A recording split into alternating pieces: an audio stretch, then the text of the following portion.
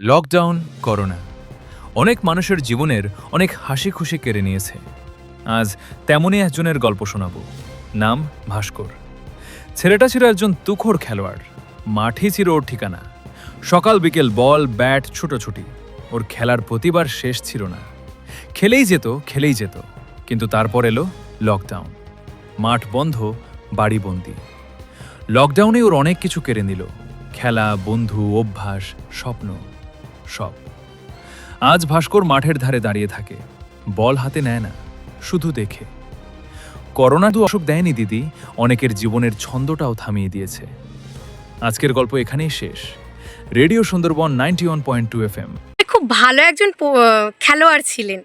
সেই খেলোয়াড় জীবনের স্টোরিটা আমরা প্রথমে শুনে নেব, তারপরে বাদবাকি স্টোরি আপনার কাছ থেকে শুনবো।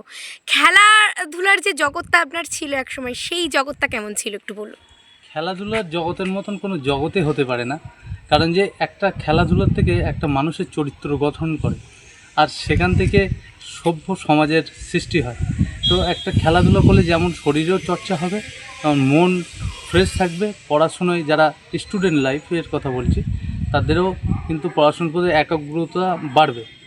তো খেলাধুলোর উপর আর কিছু হতেই পারে না। ভাস্করবাবু এখন কোন পেশায় আছেন? আমি এখন টোটো চালক। কিন্তু এই খেলাধুলার জগৎ থেকে হঠাৎ বিরতি নিয়ে টোটো পেশাটাকে বেছে নিলেন, সেই বিষয়ে যদি কিছু বলেন। এর পিছনে তো অনেক বড় ইতিহাস। তার মধ্যে সংক্ষেপে আমি বলছি। আমি এখানে আমাদের মানে এলাকায় খোকাদা বলে একজন আছেন, ওনার তৎপরতা আমি সাব ডিভিশন পর্যন্ত নিজের মানে ক্ষমতায় যাই, বিনা কোচে বন্ধুর কাছ থেকে রানিং শু ধার করে নিয়ে যাওয়া, এবার কিভাবে ব্যবহার করতে হয় সেটাও আমি জানতাম না। এবং বাড়ির উঠানে ওই রানিং শু পরে খালি পায়ে আমি দৌড়াতাম, দৌড়িয়ে সাব ডিভিশনে আমি সেখানে চ্যাম্পিয়ন হয়ে এসেছিলাম। আচ্ছা, তো সেখান থেকে এখন সেখান থেকে তারপরে আমি সেকেন্ড ক্লাস ড্রাইভার, মানে জাহাজের ইঞ্জিন ড্রাইভার। তো সেখান থেকে লকডাউন পিরিয়ডে অনেক কিছুই মানুষকে শিক্ষা দিয়ে গিয়েছে। একদম। তো অনেক বড় বড় জায়গায় এখনো কি সেই খেলার জগতে ফিরে যেতে ইচ্ছা করে? কিন্তু মানে সেই সময়, মানে যখন আমি ইয়ং ছিলাম সেই সময় অনেক মানে খেলাধুলো, স্কুল লাইফের খেলা, সেসব খেলায় পায়ের চোট হয়।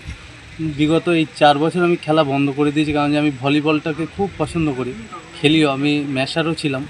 তো আমার লিগামেন্টের সমস্যার জন্য আমি সেটারে আমার ইচ্ছা করে এখনও দৌড়াতে। আমি আমাদের টাকি থেকে হাসনাবাদের থ্রু ডাইরেক্ট চলে যেতাম দৌড়িয়ে, আবার ওখান থেকে চলে আসতাম টাকি এজেন্ট ক্লাব মাঠে, ওখানে 10 পাক রান করতাম, মানে 100 মিটার স্প্রিন্ট 2-3খানা করে টানতাম। কারণ কি আমাদের কোচ নেই, চাকরির জন্যেও আমাদের মানে অনেকটা করেছে। আমাদের বন্ধু সার্কেল যা আছে সবাই চাকরিজীবী, সব পুলিশ আছে, বিএসএফ আছে, আর্মি আছে, সব রকমের আছে। আমি বাদে আমি প্রাইভেট সেক্টরে করতাম। তো লকডাউনের পরে আমাকে শিক্ষা দিয়ে দিয়েছে কীভাবে জীবন সংগ্রামে বাঁচতে হয়। তো বর্তমানে আপনি ম্যারিড? হ্যাঁ, আমি ম্যারিড। আমার এক ছেলে আর এক মেয়ে আছে। ইচ্ছা কি আছে কখনো ছেলে মেয়েকে খেলাধুলার জগতে নিয়ে যেতে? অবশ্যই। আমি যেটা পারিনি সেটা আমার ছেলে আর মেয়ে দুজনে, মেয়ে তো এখন থেকেই ওর 5 বছর ওর বয়স, ও একাই ব্যায়াম করে, কারণ যে ওর ঠাম্মা ছিল স্কুল চ্যাম্পিয়ন, ওর দিদাও ছিল স্কুল চ্যাম্পিয়ন। আচ্ছা, সুতরাং ওই একটা জেনারেশন এসে থাকে। আর আমার থেকে তো পেয়েছে, মেয়েটা একাই জিমন্যাস্টিক করে বাড়িতে। আর আমি মাঝে সাঝে যখন সময় পাই কাজ শেষে একটু দেখি যে। ভাস্করবাবু, পুরো নাম আপনার? আমার নাম ভাস্কর দাস। বাড়ি আপনার? টাকি, উত্তরাটিপাড়া। ধন্যবাদ।